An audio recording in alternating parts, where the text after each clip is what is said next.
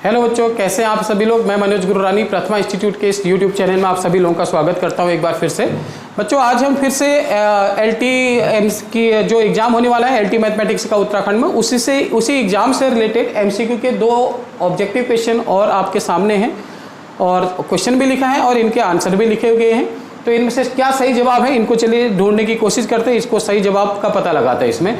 और इसी के साथ मैं आपको ये भी बताने जा रहा हूँ कि हम लोग आने वाले मंडे से MCQ सीरीज स्टार्ट करने वाले हैं। तो LT मैथमेटिक्स के लिए MCQ सीरीज स्टार्ट करने वाले हैं। जो भी बच्चे उस सीरीज को लेना चाहें, परचेज करना चाहिए, पेड कोर्स रहेगा और एक मिनिमम उसके लिए चार्जेज है। तो आप लोग कॉल कर सकते हैं 8899048756 कॉन्टैक्ट नंबर है। इस कॉन्टैक्ट नंबर पर यही व्हाट्सएप या मैसेज करके या फिर कॉल करके आप परचेज भी कर सकते हैं, खरीद सकते हैं। वो MCQ सीरीज आपके लिए बहुत इंपॉर्टेंट होने वाला है LT के एग्जाम के लिए। चलो स्टार्ट करते हैं। जो क्वेश्चन आपके सामने रखा है, क्वेश्चन है गामा 1/4 इंटू गामा 3/4 की वैल्यू क्या होगी। First option is π/√2, second option π√2, third option 2√2 pi and last option is none of this.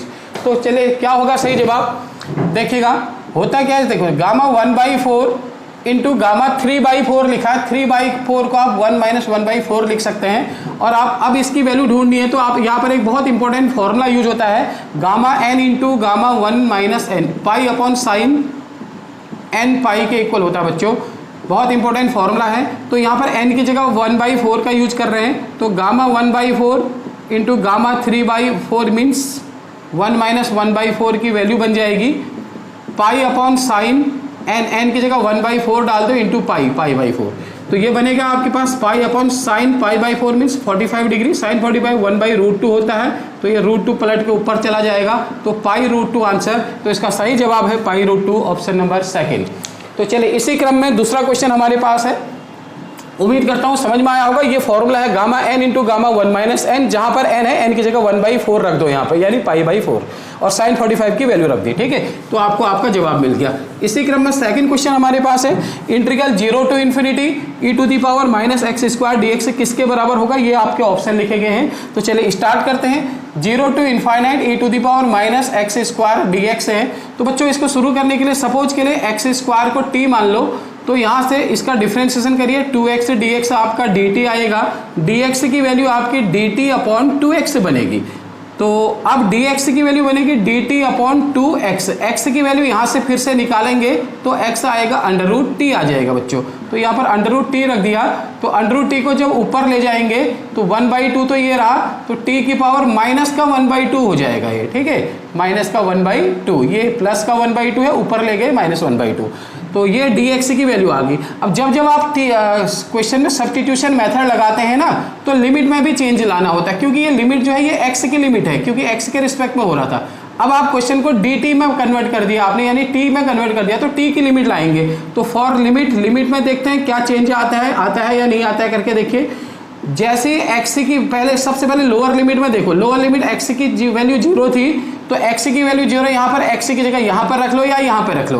तो यहाँ पर x की जगह 0 रखेंगे तो t की वैल्यू क्या आएगी, 0 आएगी। और जैसे ही x की वैल्यू बेटा क्या है, इनफाइनाइट है, आप इनफाइनाइट रखेंगे तो t की वैल्यू क्या आएगा, अगेन इनफाइनाइट। तो लिमिट में देख रहे हैं कोई फर्क नहीं आ रहा है, तो लिमिट 0 टू इन्फिनिटी ही रह रहा है। और e⁻⁻x² की वैल्यू ये t रखा था और dx की वैल्यू बन गई 1/2 t की पावर माइनस का 1/2 dt। तो आप इसे लिख सकते हैं 1/2 कांस्टेंट है, तो इसे बाहर लिख दिया। 0 टू इन्फाइनाइट हो गया, e की पावर -t है और t की पावर माइनस का 1/2। चलिए जो t की पावर माइनस का 1/2 है, इसे भी आप कन्वर्ट कर सकते हैं। देखो आपको बीटा गामा फंक्शन पता होगा, गामा फंक्शन, तो इस -1/2 को आप लिख सकते हैं 1/2 माइनस का 1। ऐसा क्यों लिखा, क्योंकि गामा फंक्शन क्या, देखो 0 to infinity e⁻⁻x into x की पावर n-1 dx। बच्चों इसको गामा n कहते हैं। ये है गामा फंक्शन, ये गामा फंक्शन का फॉर्मूला है। गामा फंक्शन किसे कह रहे हैं, 0 टू इन्फाइनाइट e⁻⁻x की power n-1 dx gamma n कहलाता है।